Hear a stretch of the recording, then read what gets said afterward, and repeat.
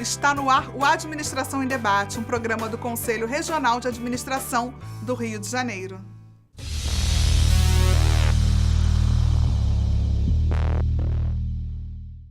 Invasão de segurança, o turismo no Rio de Janeiro e sua relação com os grandes eventos, além da questão do assédio moral, são os temas do programa de hoje. Confira!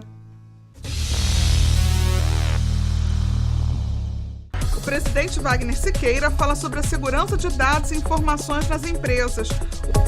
O professor da Universidade Federal Fluminense, Carlos Lidízia, fala sobre a importância do marketing do turismo no estado do Rio de Janeiro. Já o Odair Fontoni delimita alguns pontos sobre a polêmica do assédio moral. Veja agora.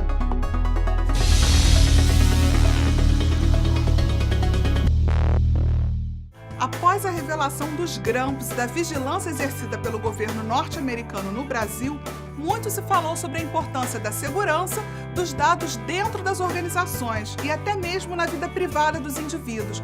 Por isso, o administrador Wagner Siqueira fala hoje, na palavra do presidente, sobre a invasão de segurança nas empresas.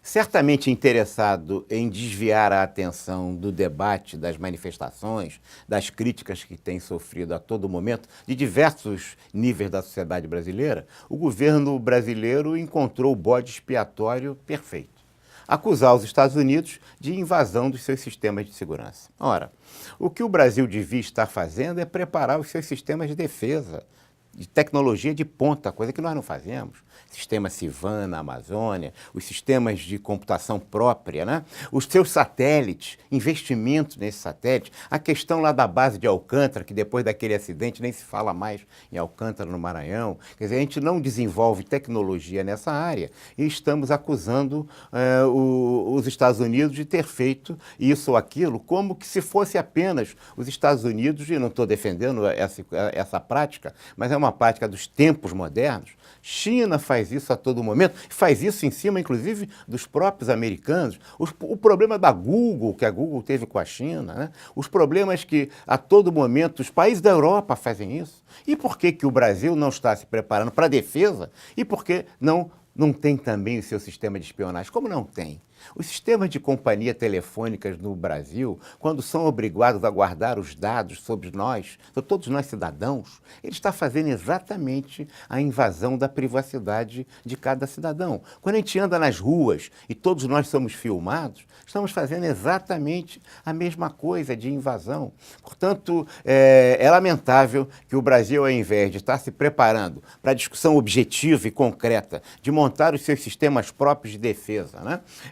Os drones, imagina, a guerra moderna é a guerra cibernética, é a guerra, né, do cyberterrorismo e do cyberespionagem, né? Quando a gente vê aviõezinhos que não tem nem que são tripulados à distância, que não tem pessoas, a gente está falando de quê? Nós estamos comprando esses aviões, estamos orgulhosos de estar comprando esses drones para fazer inspeção aqui na cidade do Rio de Janeiro, na época da Copa, nos Jogos das Olimpíadas. E estamos acusando o outro de estar fazendo isso. Portanto, temos que estar preparados para isso, e o melhor preparo é o desenvolvimento de tecnologia própria. Imagina se os sistemas de internet, todos eles com seus provedores principais nos Estados Unidos, se eles não têm acesso a isso. Imagine se os cabos subterrâneos, os cabos submarinos, onde determinados equipamentos chegam à base do cabo e chupam todos os dados que estão passando pelo cabo, não são feitos. Tudo isso se sabe, são feitos, são divulgados, e agora a gente está criando um cavalo de batalha com um discurso da década de 50, quando nós estamos em 2013. O Brasil chegou muito tarde ao processo de desenvolvimento das tecnologias de informação. Isso atrasou muito o Brasil. Nisso se juntaram duas perspectivas equivocadas: a burrice da esquerda e a ganância da direita. Os dois contribuíram para que o sistema, dizendo que iam desenvolver sistemas próprios, etc., fizemos com que a gente atrasasse o nosso processo tecnológico. Agora, ficamos discutindo que somos vítimas dos Estados Unidos, quando efetivamente todos os países espionam todo mundo a todo momento, assim como também os países espionam os seus cidadãos. É preciso montar sistemas de defesas próprios e não ficar focado em acusar os outros como se fossem os grandes vilões do mundo. A China também faz isso, o Japão, a Inglaterra, a França. E o Brasil está perdendo o seu momento no processo histórico nessa guerra do ciberespaço.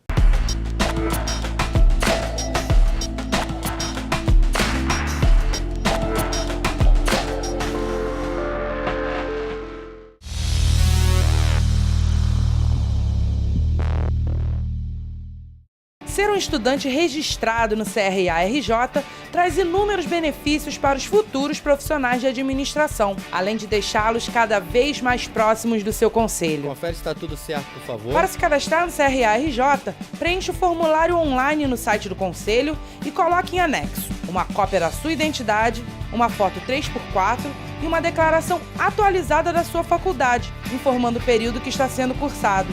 Venha fazer parte do CRA-RJ. Você já conhece a Casa do Administrador? Registros profissionais, segunda via de carteira e espaço para cursos e palestras. Venha nos visitar. Nós estamos na Rua do Imperador, número 288, Sala 1012, Centro.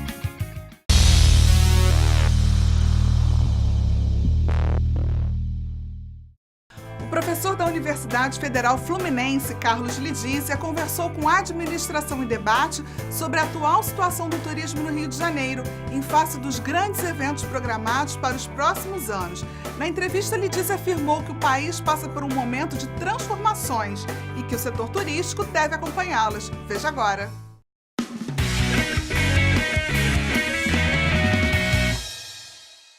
Olá, hoje nós estamos recebendo o professor Carlos Lidízia, da Universidade Federal Fluminense. O assunto de hoje é mercado do turismo. Tudo bem? Tudo bom. Então, professor, como o senhor vê hoje o mercado de turismo no Rio de Janeiro e no Brasil? Bom, o mercado de turismo hoje no Brasil, especificamente, é um mercado crescente, tem se expandido muito, mas, contrariamente do que a maioria das pessoas e da sociedade pensa, o mercado do turismo hoje no Brasil ele é mais exportador, né, do que importador. Nós estamos mandando mais turistas, né, lá para fora do que estamos recebendo. Apesar desses grandes eventos, né, o mercado brasileiro é emissivo e não receptivo. O senhor falou agora dos grandes eventos. Qual o legado que fica para o Brasil e para o Rio desses grandes eventos como a Copa, Olimpíadas, a JMJ? A questão do legado tem suscitado algumas divergências. Eu costumo dizer que numa análise bem facilitada tem uma abordagem positiva, que é o investimento público, ele vai dar um retorno de médio a longo prazo. Imediatamente a gente não vai perceber, a sociedade não vai perceber. Por outro lado, existem críticos, né, que estão questionando o investimento, né, maciço, né, grandes somas, mas a questão não é o investimento em si, é a forma, né? A questão não é o Maracanã ter sido reformado ou reconstruído, a questão é o custo da reforma, né? A questão não é o padrão FIFA desses estádios, a questão é a não existência de um padrão FIFA nos hospitais, nas escolas. É isso que a sociedade está questionando, é isso que está suscitando tanta discussão. Eu acho que o ponto é esse, mas que certamente o legado vai ser positivo, será. Na questão dos turistas, tem algumas situações que afastam eles aqui do Brasil? Bom, historicamente o Brasil tem uma imagem, infelizmente, de um destino turístico ainda violento. Essa visão e essa imagem ela só pode ser revertida através de uma política pública e uma política de marketing internacional em que mude-se, trabalhe-se a imagem dos destinos brasileiros lá fora. Não tem outro jeito. Os valores da hospedagem, da alimentação são questionáveis. Esse aumento foi causado por quê? Bom, essa é outra questão que se discute muito hoje na questão do do turismo no Brasil é a questão do serviço, né, da qualidade e do preço. É fato. Nós fizemos uma pesquisa agora na Copa das Confederações e ficou como um item mais negativo na percepção do visitante a questão do preço dos serviços, como você falou, e a questão da segurança e da limpeza. Então, são os itens, né, que realmente são os pontos negativos. Só aproveitando a oportunidade também, é interessante que nessa pesquisa apontou para um segmento doméstico. Tá? A sociedade, de uma forma geral, tem uma expectativa, né, de que esses eventos vão trazer um fluxo de turistas internacional muito grande. E a expectativa dos estudiosos, não é essa. E a primeira pesquisa comprova exatamente isso. Professor, como atrair para municípios de calor ou de frio esses turistas? Como levá-los até o interior ou em outros municípios? Ok, essa é uma pergunta interessante e é uma pergunta que, de certa forma, os especialistas do trade, né, se questionam, e hoje nós temos assim, uma boa notícia, vamos dizer. Tanto os operadores do trade como a própria Secretaria de Estado do Turismo do Rio de Janeiro trabalha fortemente a questão da regionalização. O que quer dizer isso?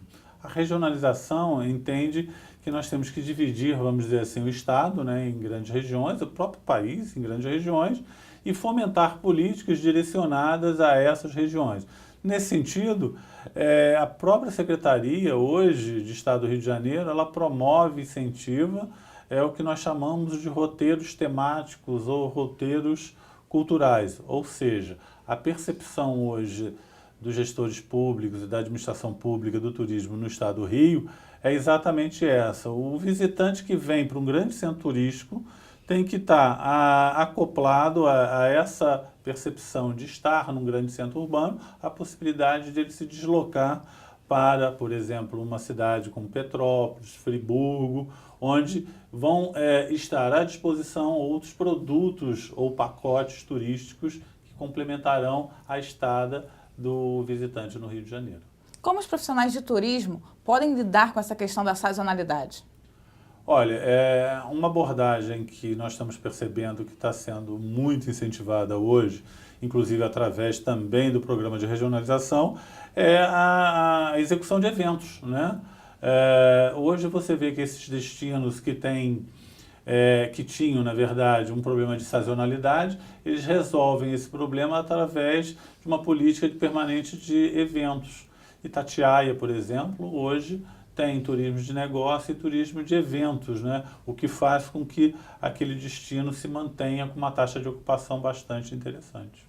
Professor, se por um lado a violência e os altos preços afastam os turistas, a hospitalidade do brasileiro e do carioca atraem eles de volta?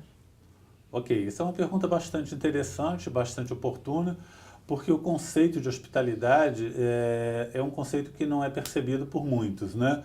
Então, esse conceito de hospitalidade é interessante entender que ele abrange muito mais que o bem receber, não é? É um conceito contemporâneo, a hospitalidade vale para a hospitalidade doméstica, hoteleira, enfim, para diversos segmentos. Sim, eu acho que a hospitalidade carioca é um ponto positivo. Na pesquisa da Copa das Confederações, isso também ficou bem latente, né? O aspecto e a forma do carioca receber é apontado como um ponto forte. Por outro lado, eu gostaria também de ressaltar que, para nós profissionais do turismo e para a sociedade em geral, também já é percebido que não basta essa política só do sol e mar e do sorriso. Tá? Hoje, o viajante, o turista, ele passa pela cidade e ele exige um pouco mais do que simples bem receber e a alegria carioca. Mas, sem dúvida alguma, a hospitalidade carioca, ela ainda é percebida e é um ponto alto. Como o senhor disse, não basta só o sorriso. O senhor acredita que a profissionalização da administração do turismo atrai os visitantes e retém eles aqui no Brasil? Certamente. Hoje nós temos uma forte tendência à profissionalização. Veja bem, a profissionalização ela não quer dizer que nós vamos tratar todos da mesma forma, não é? a hospitalidade, o sorriso, o jeitinho carioca, ele permanece.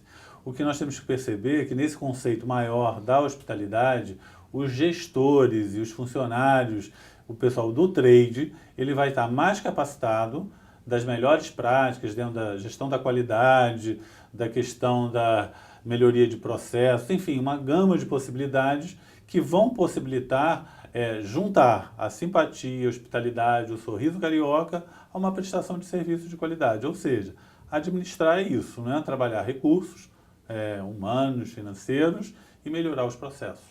Professor, o senhor gostaria de acrescentar mais algum ponto?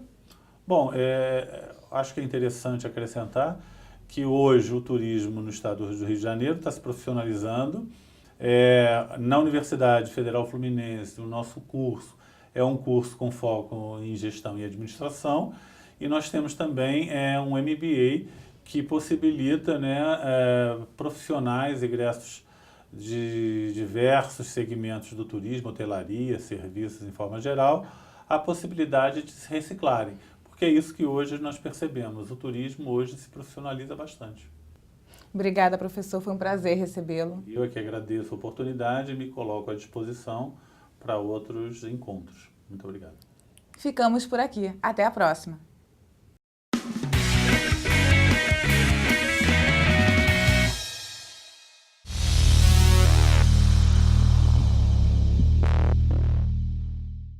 Ser um estudante registrado no CRA-RJ traz inúmeros benefícios para os futuros profissionais de administração, além de deixá-los cada vez mais próximos do seu conselho. Confere se está tudo certo, por favor. Para se cadastrar no CRA-RJ, preencha o formulário online no site do conselho e coloque em anexo uma cópia da sua identidade, uma foto 3x4 e uma declaração atualizada da sua faculdade, informando o período que está sendo cursado.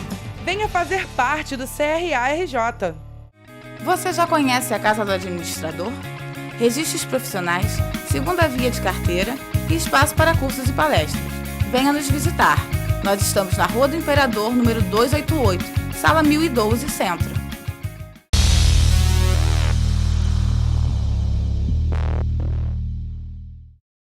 O consultor Odair Fantoni deu uma palestra no CRA-RJ falando sobre a importância de entender o que é o assédio moral e como evitá-lo.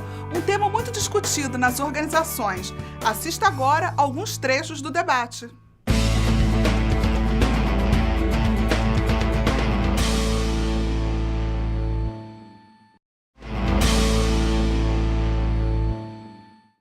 Dano moral é o prejuízo que afeta o ânimo psíquico, ou seja, aquilo que deixa alguém para baixo, né? Moral intelectual da vítima. Sua atuação é dentro dos direitos de personalidade. Nesse campo, o prejuízo transita pelo imponderável. Daí porque aumenta as dificuldades de estabelecer a justa recompensa pelo dano. Em muitas situações, cuida-se de indenizar o inefável.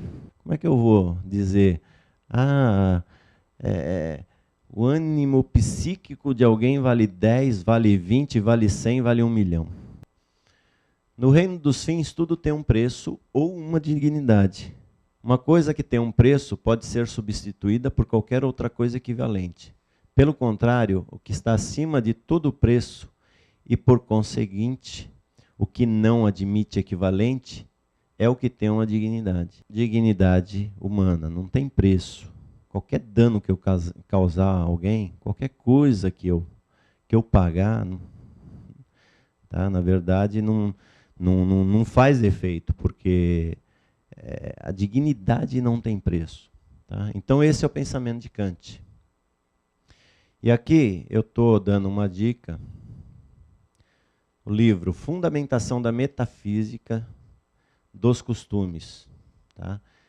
Essa é uma frase que é um pensamento que está nesse livro. Esse é um e-book que vocês acham facilmente na internet, tá?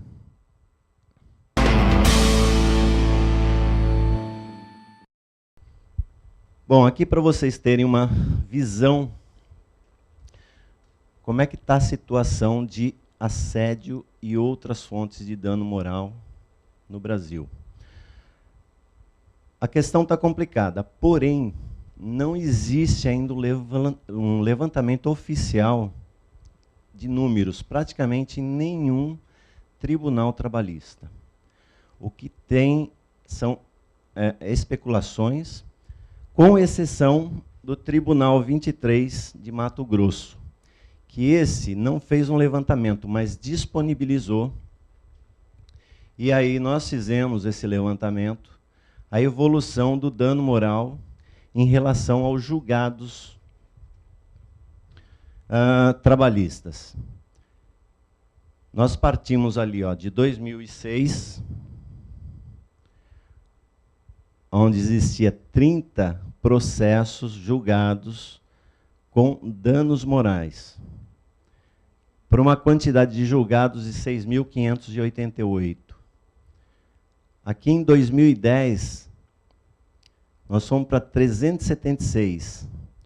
O número de julgados se manteve praticamente o mesmo.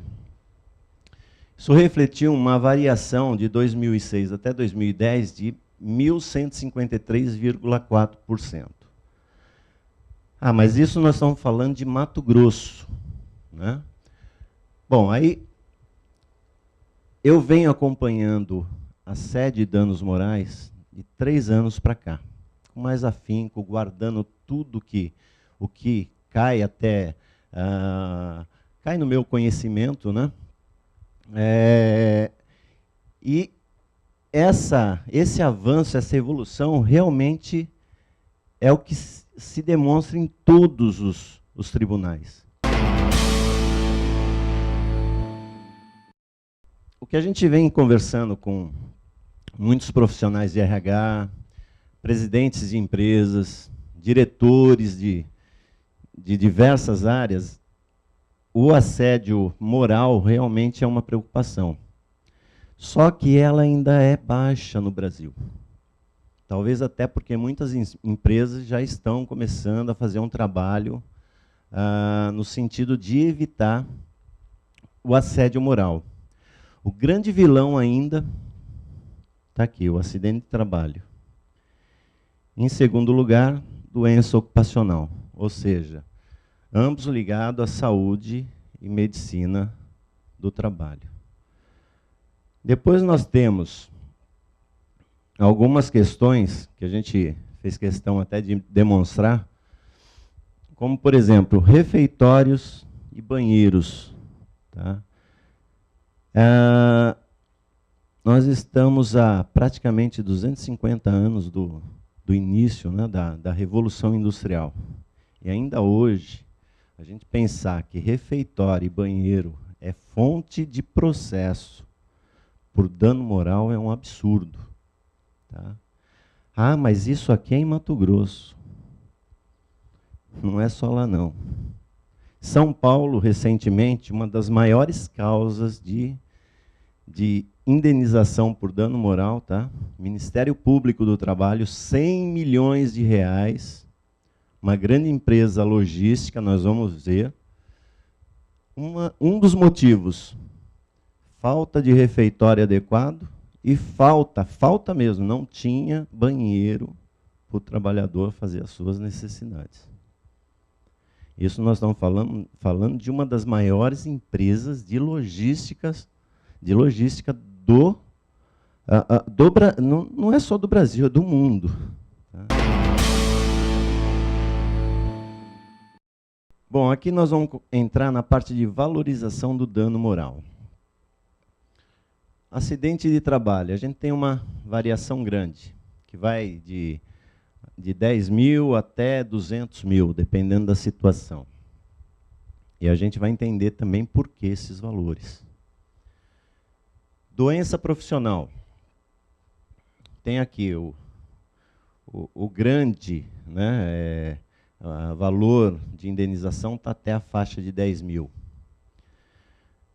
Refeitório, banheiro fora de especificação de uso. 100% aqui até 10 mil. Assédio moral, que está aqui entre uma parte até 10 mil, outra parte entre 11 a 49 mil. Na França, que é o único país que hoje já tem uma legislação específica tratando o assédio moral, tá? Inclusive como crime, né? eles estipularam uma multa de 45 mil euros. Análogo ao escravo, 11 a 49 mil e uma outra parcela de 100 a 199 mil. Isso eu estou falando em indenização por trabalhador, tá? A situação é muito mais grave quando entra o Ministério Público do Trabalho. Aqui o transporte de valores, que é aquele desvio de função, né? A recepcionista que vai retirar o dinheiro do caixinha. Olha até quanto que pode chegar a indenização aqui. Trabalho, não Ministério Público, trabalhador, tá? Esses valores. E aí, revista, né? Que é a parte de revista, que são valores pequenos também, se comparado com outros valores aí, né? Aqui no acidente de trabalho também, uma outra preocupação que as empresas têm que ter é com a questão da pensão, tá? Para o resto da vida do camarada vai ter que ficar pagando o salário. Ok? A gente começa a perceber que, assim, não tem mais espaço dentro das empresas para o que eu chamo de gracinhas. Não vamos fazer brincadeirinhas, não vamos... Isso aqui talvez até tenha sido num tom de brincadeira. Quem for o pior vai ter que fazer flexão de braço. Mas olha o prejuízo que gera aí para a empresa. Tá? Tá, tudo bem, o banco tem lá os lucros enormes, né? Mas isso se acontece numa empresa pequena, também os valores vão ser altos.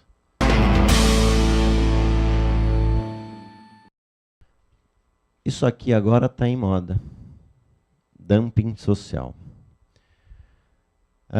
O Ministério Público do Trabalho recentemente mandou para o CAD uma grande construtora de apartamentos residenciais. Eu não sei se essa construtora tem atuação aqui no Rio, mas em São Paulo ela é bem atuante. Só que, assim, pelo que parece, essa construtora não paga hora extra, tá? Atrasa salário constantemente, não recolhe encargos, fundo de garantia, INSS, e, pelo que parece, faz isso propositadamente para reduzir custo e oferecer um produto muito mais barato do que o dos concorrentes. E aí entra o Ministério Público do Trabalho, apoiado lá em São Paulo pelos juízes, tá, do TRT de São Paulo, que eles criaram essa expressão dumping social, e as indenizações estão sendo muito grandes. Tá?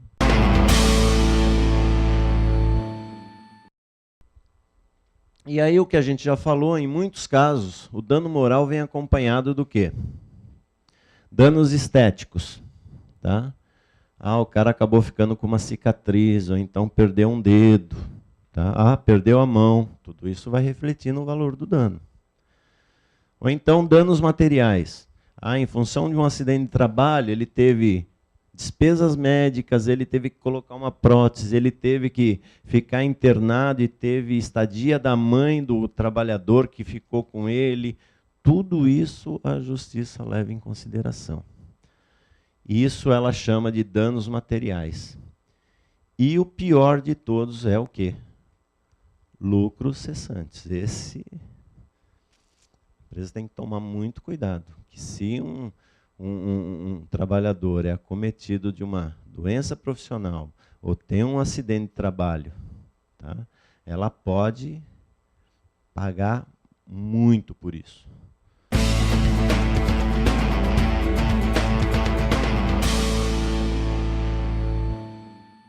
O Administração em Debate desta semana fica por aqui. Na próxima semana tem mais. Até lá!